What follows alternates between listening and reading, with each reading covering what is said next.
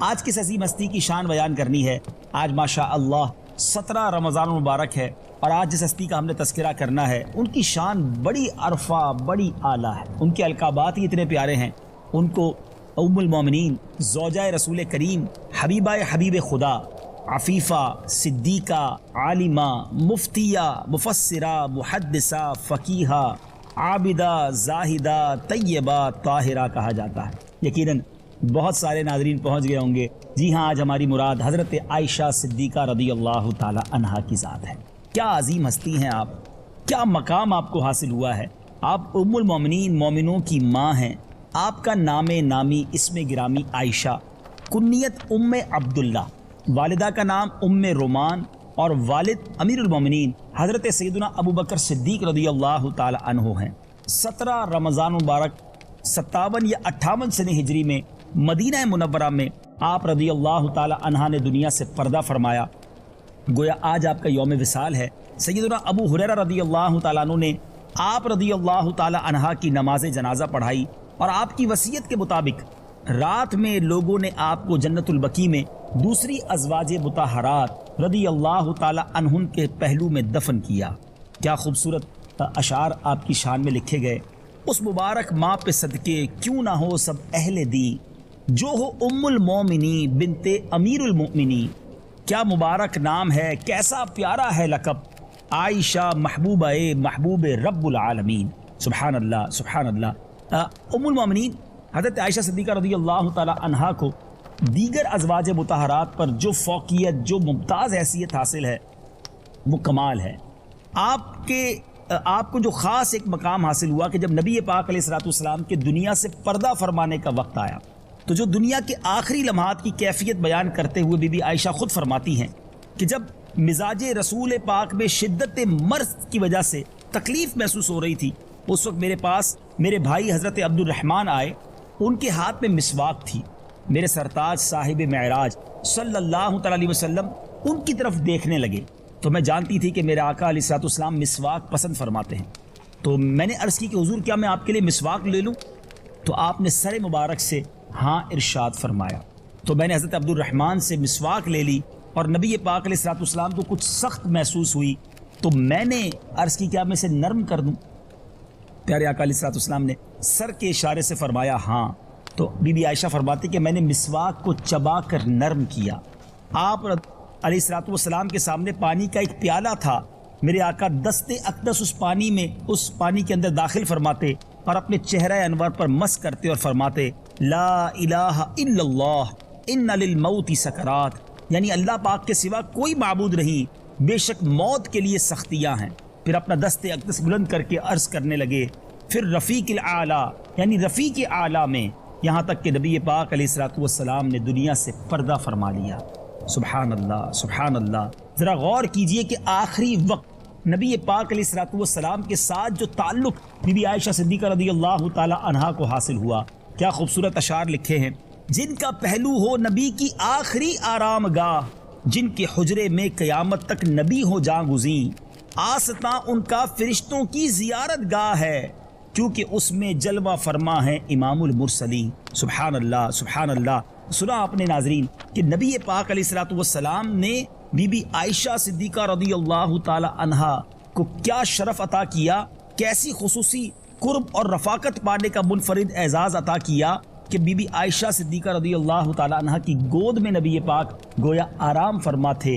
آپ کا لعاب دہن نبی پاک کے لعاب دہن سے مل گیا، کیونکہ آپ نے آخری وقت میں مسواک نرم کر کے دی۔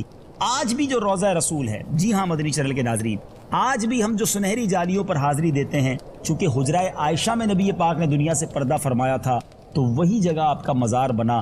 آج بھی رہتی دنیا بلکہ صبح قیامت تک جب بھی نبی پاک کے دربار میں جا کر سلام پیش کرتی ہے، تو بیسیکلی یہ وہی جگہ ہے جہاں میرے آقا بی بی عائشہ صدیقہ رضی اللہ تعالی عنہا کے ساتھ رہا کرتے۔ سبحان اللہ۔ خود حضرت عائشہ صدیقہ رضی اللہ تعالی عنہا فرماتی ہیں کہ نبی پاک علیہ الصلوۃ والسلام کی ازواج مطہرات پر 10 فضیلتیں مجھے عطا کی گئی ہیں۔ عرض کی گئی کہ وہ 10 فضیلتیں کون سی ہیں، ذرا غور سے سنیے گا، ان میں سے چند بتاتا ہوں آپ کو۔ آپ کہتی ہے کہ نبی پاک علیہ الصلوۃ والسلام نے میرے علاوہ کسی کنواری عورت سے نکاح نہیں فرمایا۔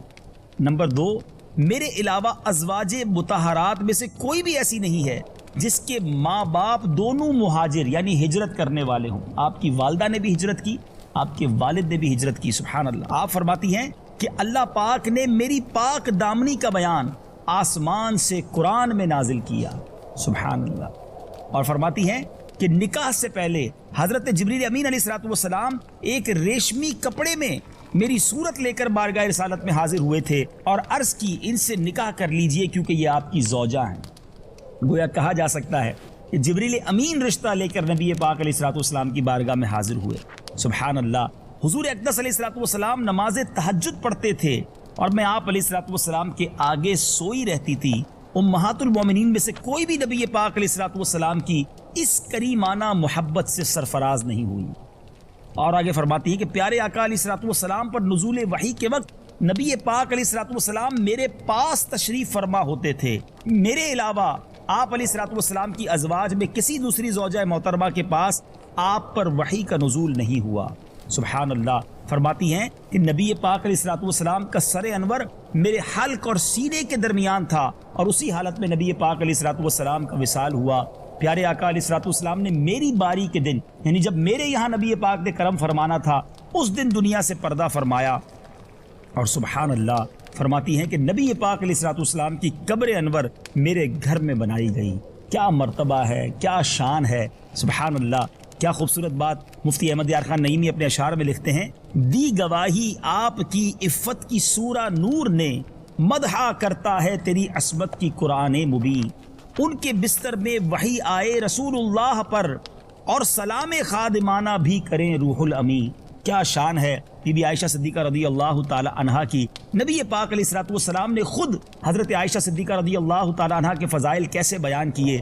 رسول اللہ صلی اللہ تعالی علیہ وسلم نے حضرت ام المومنین بی بی عائشہ صدیقہ رضی اللہ تعالی عنہا کے بارے میں صحابہ کرام سے ارشاد فرمایا, تم اپنا 2/3 دین اس حمیرہ یعنی حضرت عائشہ سے حاصل کر لو.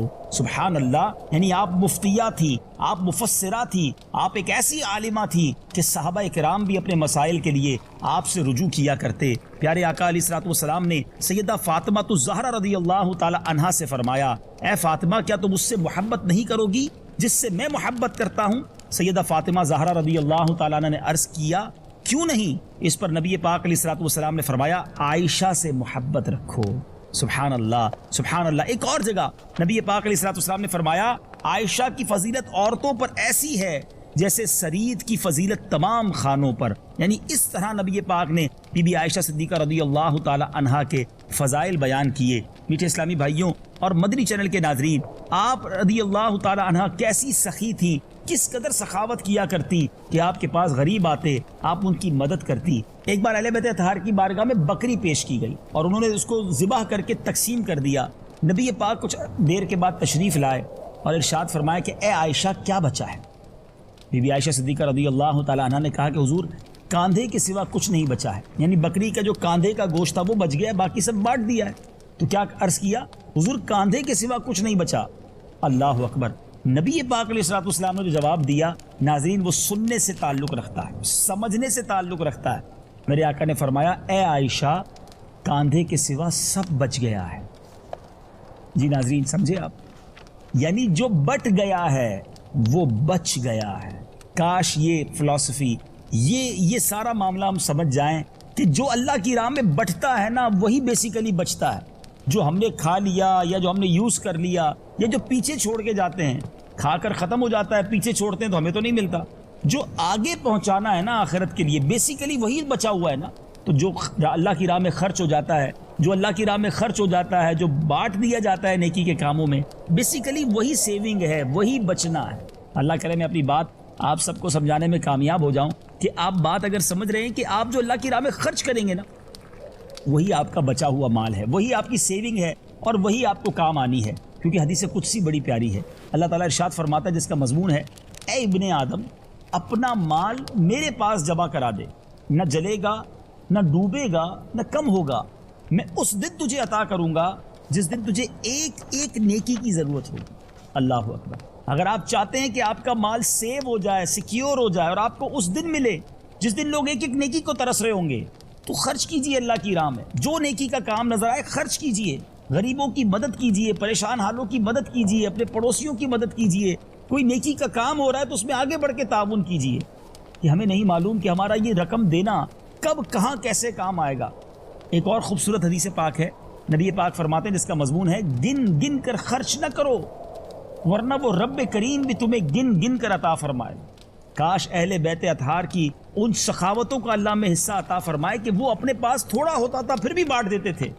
آج ہمارے پاس بہت ہوتا ہے پھر بھی تھوڑا بھی نہیں بانٹتے، اپنے مال کو بانٹتے ہوئے تکلیف ہوتی ہے، اللہ کی راہ میں خرچ کرتے ہوئے مشکل فیل کرتے ہیں، لوگ زکوٰۃ پوری نہیں دیتے۔ ایسا نہ کریں ناظرین، اللہ کی راہ میں خرچ کریں، دل کھول کر خرچ کریں اور یہ سوچ کر خرچ کریں کہ یہ میرے ہی اکاؤنٹ میں جمع ہو رہا ہے، آخرت میں مجھے مل جائے گا اور انشاءاللہ ملٹی پلائی ہو کر ملے گا۔